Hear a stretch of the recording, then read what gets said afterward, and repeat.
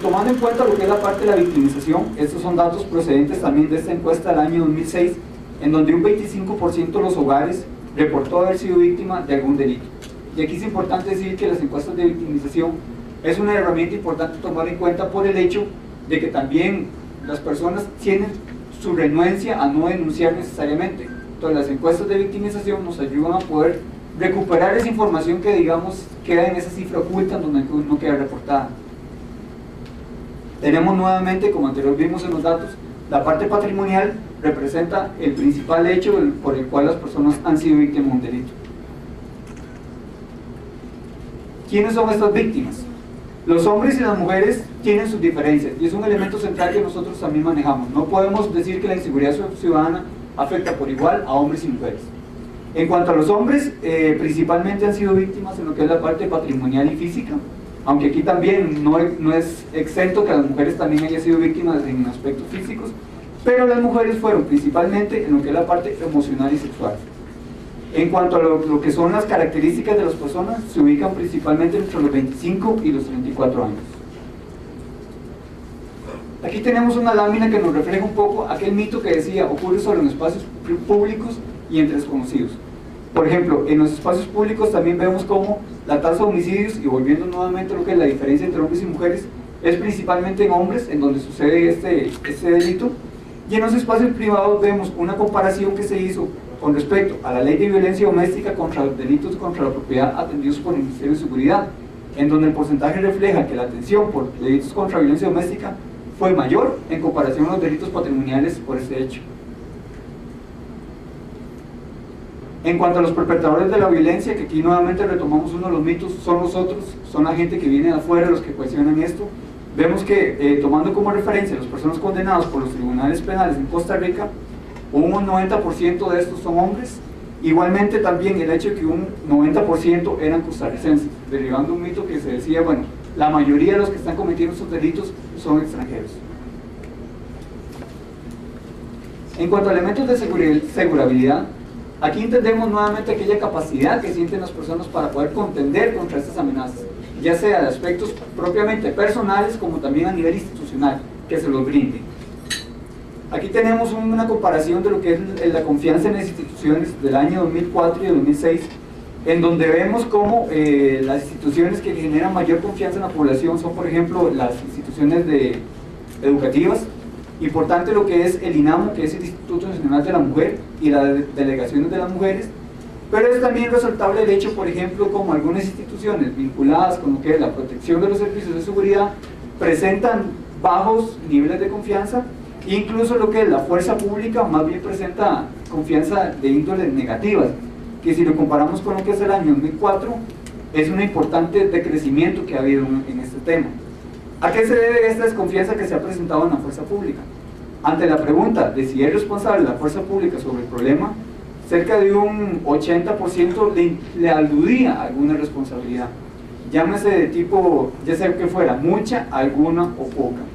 Ante la pregunta, bueno, ¿por qué le señala alguna, mucha o poca responsabilidad? Las respuestas indicaban que existía una falta de apoyo, o sea que necesitaban principalmente mayores recursos para poder atender su diferente trabajo. Se señalaban aspectos como que no tienen preparación suficiente, la necesidad de capacitación. Algunos decían, bueno, siempre se le liga, ¿verdad?, con el delito, como que ellos forman parte más bien de los aspectos de corrupción, y que existía alguna ineficiencia. En este caso sí sería importante rescatar que muchas de las personas decían, bueno, es que necesitan mucho más apoyo de índole de recursos y de índoles también de materiales que ellos permitan poder capacitarse para hacer una mejor función. Y también vemos cuáles son entonces esas acciones que las personas sienten que deben ellos tomar por su propia cuenta para efectos de poder solucionar sus problemas. Aquí vemos, por ejemplo, que son instalación de rejas, dejar personas que cuiden su casa, adquisición de perros, cocheras, cerraduras, instalación de puertas de seguridad. Igualmente aquí las listas les comento que era bastante amplia, se definían mucho más condiciones, pero estos fueron los principales, llamando en cuenta que las personas dicen, bueno, nosotros también sentimos que debemos formar parte de poder resolver nosotros nuestro propio problema. Y aquí viene un tema que anteriormente me precedían con lo que es el tema de la seguridad privada, que ha venido en constante incremento durante los últimos años. Por ejemplo, para el año 2008 se reporta que tenemos agentes registrados con carnet vigente 18.823 y en total existen 607 empresas de seguridad privada inscritas.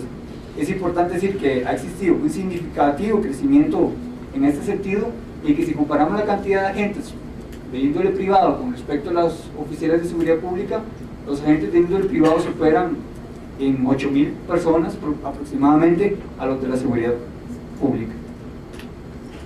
¿Cómo se puede explicar la inseguridad ciudadana? Existen diferentes factores y aquí también es un hecho de que anteriormente decíamos, es un problema muy complejo, no es un solo problema el que lo afecta, hay que tomar en cuenta diferentes. En este caso tenemos como los medios de comunicación, principalmente es un aspecto que involucra mucho lo que es aquella percepción que tienen las personas hacia lo que es el problema de inseguridad ciudadana. Cuando vemos a veces medios donde los sucesos son la principal fuente de lo que es una nota noticiosa, y tomando en cuenta algunas mediciones que se han hecho por medio de encuestas, son estas personas que están más vinculadas a esta presencia en medios de comunicación, que sienten más miedo, más temor, incluso en comparación con aquellos que no tienen una presencia tan fuerte. Los factores urbanísticos, aquí hablamos de lo que es el deterioro de espacios públicos, en donde se ve, por ejemplo, se tiene esa pérdida del espacio, ya no se visita y automáticamente es tomado por otras personas. El desarrollo de proyectos urbanísticos sin orden se genera también problemas que también no ayudan a poder planificar bien cómo poder atender estas circunstancias. El consumo de drogas, tanto lícitas como ilícitas, aquí hablamos también como un aspecto necesario de atención de patrones de consumo de alcohol y también la parte como las drogas como un medio por el cual se hace uso para la adquisición de recursos para poder suplirla. Aspectos económicos, es importante decir que evaluando diferentes elementos económicos, la desigualdad fue un factor que resultó ser significativo en términos de estar asociado no así la pobreza, que quizás es una medición que tradicionalmente se le asocia. Nosotros en este sentido sí vimos que no era la pobreza, sino más que todo lo que eran los aspectos de desigualdad. Las armas de fuego, que tienen un aumento propiciado sin lugar a duda por las empresas de seguridad privada, que necesitan que sus oficiales tengan este tipo de armas. Hay igualmente que hay un alto porcentaje de los homicidios dolosos se cometen con un arma de fuego. Por ejemplo, en el año 2006, un 61% de los homicidios se cometió con un arma de fuego.